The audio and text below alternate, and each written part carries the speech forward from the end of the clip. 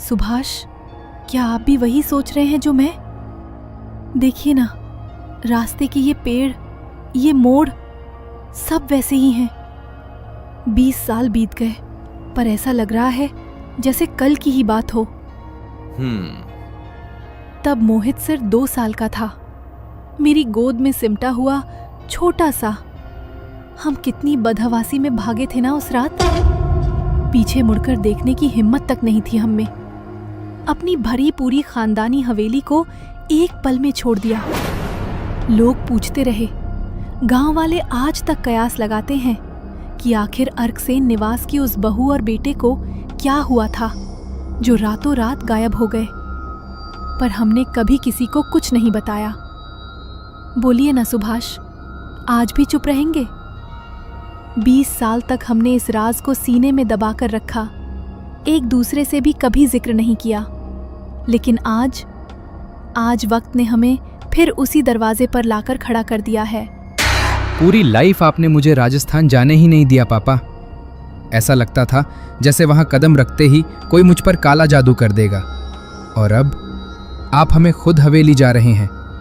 Can you imagine mummy, पापा हमें कुलधारा ले जा रहे हैं। तेरे पापा कब, क्या और क्यों करते हैं, ये वही जाने मोहित। बस अपनी तय रफ्तार से राजस्थान कुलधरा की ओर बढ़ रही थी। रात के ठीक 2 बज रहे थे। बस गांव की सीमा पर रुकी हुई थी। सभी सवारी अपनी जगह वैसे ही बैठे हुए थे जैसे होने चाहिए थे। गांव की सीमा से ही हवेली साफ साफ दिखाई दे रही थी।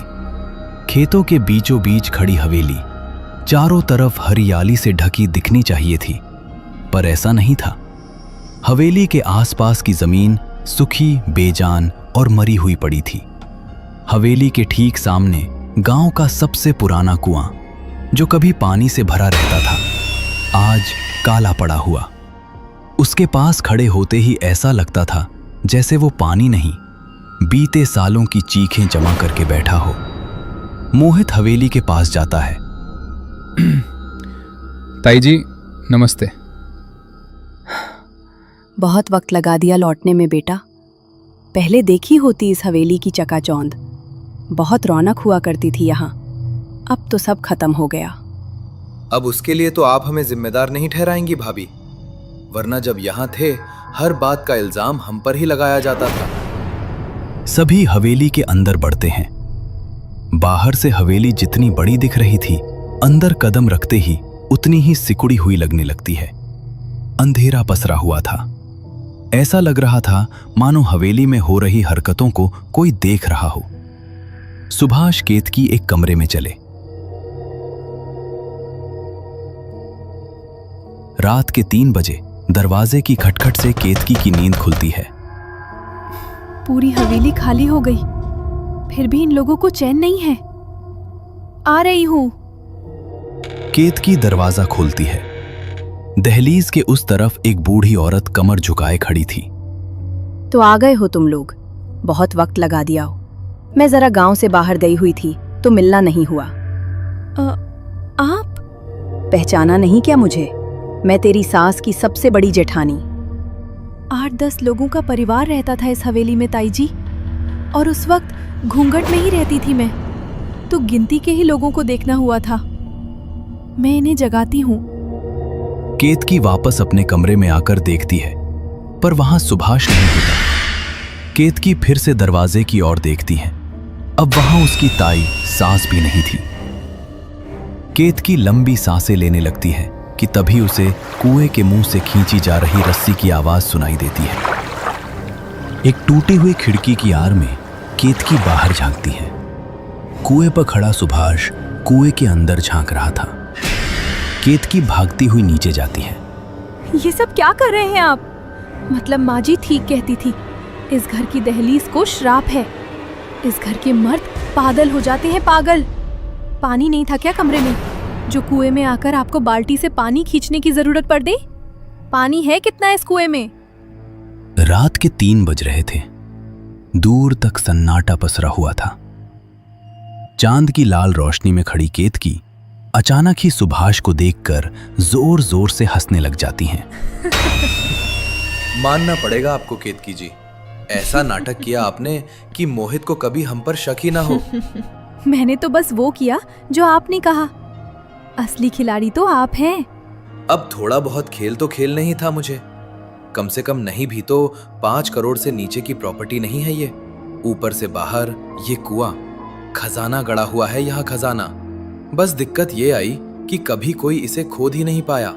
जब भी कोई इस काम में हाथ डालने की कोशिश करता, हवेली का नया मालिक खड़ा हो जाता। इतने लोगों से हर रोज लड़ लड़कर जीवन को काटने से तो अच्छा ही था कि हम यहाँ से चले गए और वहां बैठे बैठे ही सभी की चिताएं सजा दी। अब देखो, ना कोई वंश चलाने वाला, ना कोई हिस्सा मांगने वाला। और वो मंदोदरी, मुझे तो वो औरत ठीक नहीं लगती। क्या ही कर लेगी वो, कुछ नहीं कर सकती। अगली सुबह अर्कसेन हवेली में बचे कुछ लोग बाहर एक साथ कुर्सियां लगाकर बैठे हुए थे कि केतकी कहती है, पिछली रात को अचानक आप कहाँ चली गई थी ताई जी? और इतनी रात गए आप क्यों आई थी मेरे कमरे में? क्या बेटा, तू भी ना कुछ भी बोलती है। मैं रात को तेरे कमरे में कैसे आऊंगी? मैं तो सीख कर गई हुई थी, सुबह ही लौटी हूं। इस हवेली में तो अब भूत भंगेड़ी ही नाचते हैं केतकी। जिस हवेली की दहलीज पर सालों से खुशियां आई ना हो, जिनकी दीवारों ने चूड़ियों के टूटने की आवाज ही सुनी हो, वहां ऐसे भ्रम होना लाजमी है। इतने सारे लोगों का मरना, एक के बाद एक।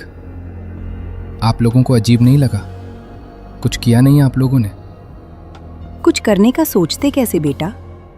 एक मौत के बाद दूसरी मौत लगातार ऐसी हुई जा रही थी जैसे किसी ने नजर लगा दिया हो हवेली पर।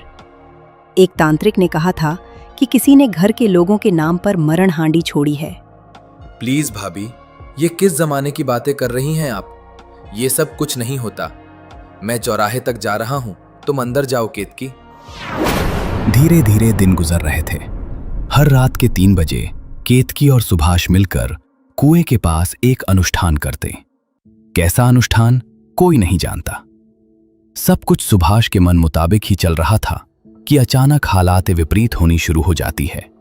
मोहित को ऐसा महसूस होता है जैसे कोई मोहित को पुकार रहा हो। मोहित जैसे ही पीछे मुड़ता है, उसके हाथ पैर कांपने लगा जाते हैं और इसके मुंह पर लकवा मार जाता है। कांपते हुए शरीर से मोहित फर्श पर गिर पड़ता है।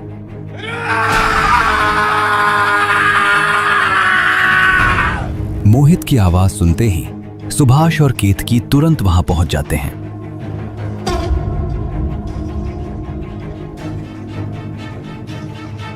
हमें वापस चलना चाहिए। जिसके लिए ये सब कर रहे थे हम, वो मोहित बिस्तर पर पड़ा हुआ है। क्या? नहीं, अपने इतने सालों की मेहनत मैं ऐसे ही बर्बाद नहीं जाने दूंगा। कितने लोगों की बलि दी है मैंने इस हवेली को पाने के लिए, इस खजाने को कुएं से बाहर निकालने के लिए। और अब जब इस खजाने के निकलने का वक्त आ गया है तो आप वापस जाने को कह रही है।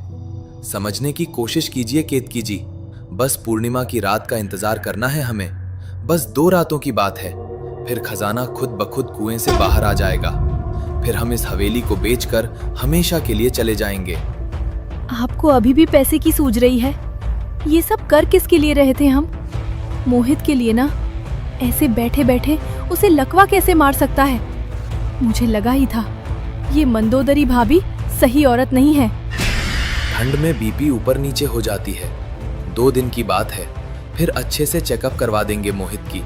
वैसे भी डॉक्टर ने कहा है ज्यादा कुछ सीरियस नहीं है। केतकी और सुभाष बिस्तर पर सो जाते हैं। सुभाष गहरी नींद में होता है। घड़ी के कांटे जैसे ही 2 बजे जाते हैं, सुभाष एक झटके में अपनी आंखें खोलता है। कुएं के पास फिर से उस तंत्र क्रिया के करने का वक्त हो गया था। सुभाष बिस्तर से पैर नीचे फर्श पर रखता ही है कि उस पी के दरवाजे के नीचे से आ रही रोशनी में किसी की परछाई दिखाई देती है। दरवाजा खोलकर सुभाष बाहर बरामदे में जाता है। उसके आंखों के सामने से एक हांडी हवा में तैरती हुई गुजरती है।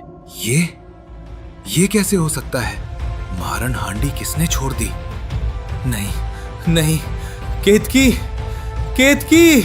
सुभाष चीखना चाहता था पूरी ताकत से, लेकिन उसके गले से आवाज बाहर ही नहीं निकल रही थी। जैसे किसी ने उसकी सांसें मुट्ठी में जकड़ ली हों। उसके पैर फर्श से चिपक चुके थे।